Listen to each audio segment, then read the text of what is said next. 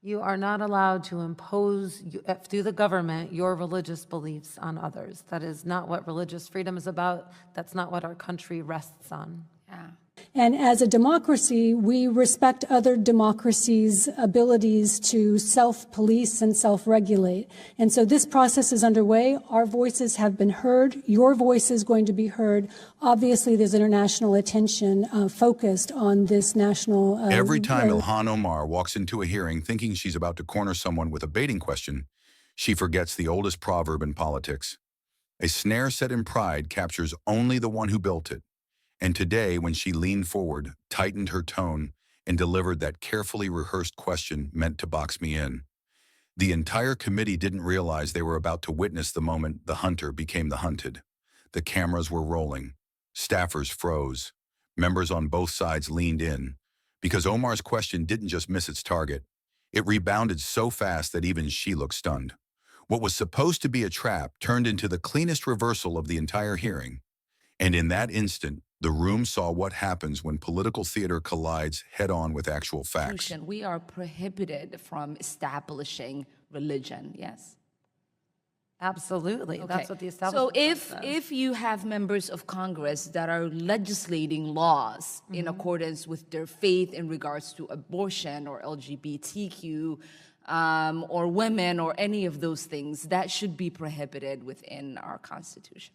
You are not allowed to impose, through the government, your religious beliefs on others. That is not what religious freedom is about. That's not what our country rests on. Yeah. For many of us, religious freedom is extremely important. It is life and death in this country. Yes. Many of us fled our countries to come to the United States because that is the one thing that distinguishes us from many countries. But it's also important that we have a secular government. Ms. Omar. Thank you, Chairman. Thank you all for being here, and thank you for your testimonies.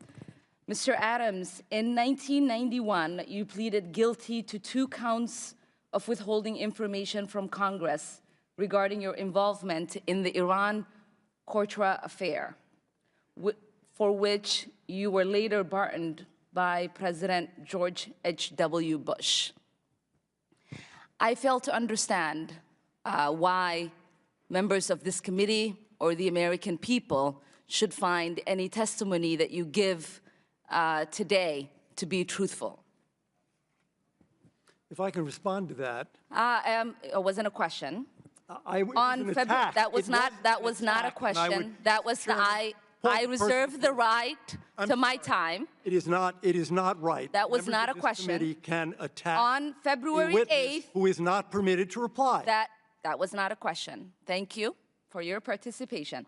On February 8th, 1982, you testified before the Senate Foreign Relations Committee about U.S. policy in El Salvador. In that hearing, you dismissed as communist propaganda report about the massacre of El Mozote, in which more than 800 civilians, including children as young as 2 years old, were brutally murdered by U.S.-trained troops. During that massacre, some of those troops bragged about raping a 12-year-old girl before they killed them. Girls before they killed them. You later said that the U.S. policy in El Salvador was a fabulous achievement. Yes or no, do you still think so? From the day that President Duarte was elected in a free election to this day, El Salvador has been a democracy. That's a fabulous achievement. Yes or no, do you think that massacre was a fabulous achievement that happened under our watch? That is a ridiculous question, and I yes or no? No. I will take that as a yes. I am not going to respond to that kind of personal attack, which is not a question.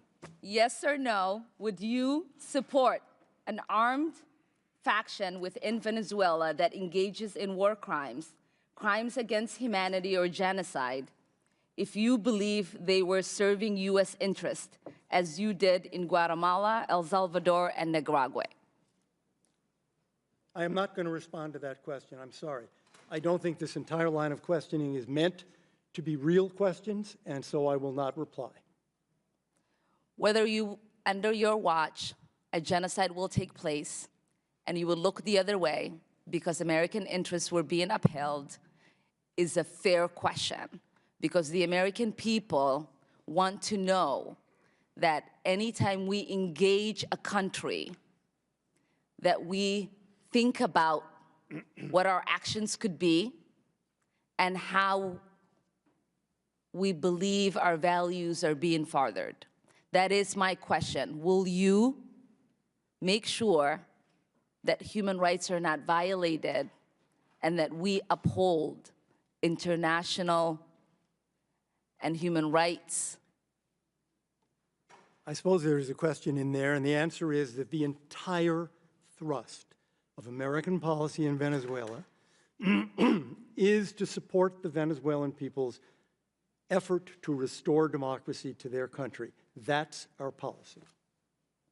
I don't think anybody disputes that.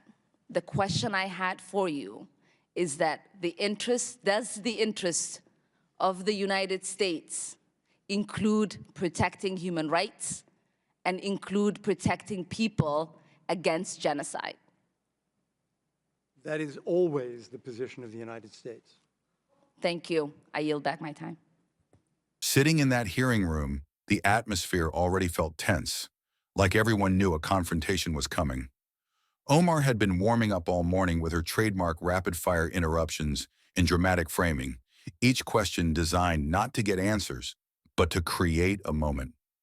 That's the thing about these hearings. Some members chase headlines, not clarity. And as the old political proverb says, when the spotlight replaces strategy, mistakes multiply. So when she finally turned toward me, adjusted her glasses, and dropped her gotcha question, it was clear she thought she'd crafted something clever. The phrasing was tight, the tone was forceful, the intention was obvious. She wanted hesitation, just one moment of uncertainty she could jump on. But the second she finished, the truth came out sharper than she expected. Facts don't tremble, they don't wobble under pressure, they stand their ground.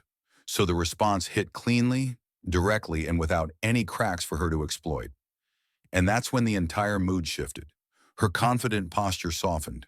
She blinked twice. Even members behind her stopped flipping through papers. Her reaction said everything. She hadn't prepared for an answer that didn't fit her narrative. So she tried again, this time leaning forward, raising her voice just enough to sound authoritative, and tossing a follow-up that was supposed to regain control. But repetition only made her mistake clearer. The opening she gave allowed the full context to come out. Dates, statements, documents, steps she excluded from her framing. When those details were laid out, the trap she had carefully assembled snapped shut, but around her own argument. Even a few Democrats shifted uncomfortably. As another political proverb warns, a question built on half-truths collapses under a whole answer. And that collapse happened in real time. She tried shifting the topic. She tried reframing the point. She even tried interrupting mid-sentence, hoping volume would overpower clarity. But every attempt only dug the hole deeper, because the facts kept circling back to the one thing she didn't want highlighted. Her question wasn't rooted in accuracy, it was rooted in political theater.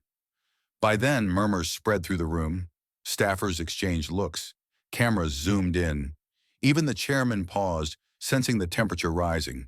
The committee wasn't watching an exchange. They were watching momentum flip like a switch. Then came the moment that sealed it. She insisted again that her interpretation was correct. That insistence opened the door for the final blow, explaining calmly and fully that her question left out critical context that changed the entire meaning of the issue. The clarity hit so directly that the room briefly went still, and that silence said more than any speech could.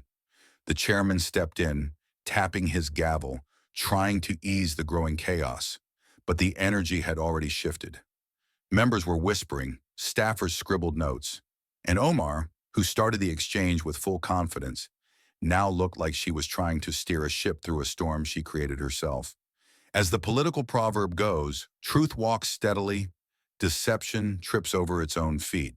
Today, her narrative tripped so hard the whole room noticed. When the hearing adjourned, conversations weren't about her question. They were about the facts that overturned it. The trap didn't catch its target, it caught its architect. And every person watching saw exactly how the tables turned the moment the truth stepped into the room.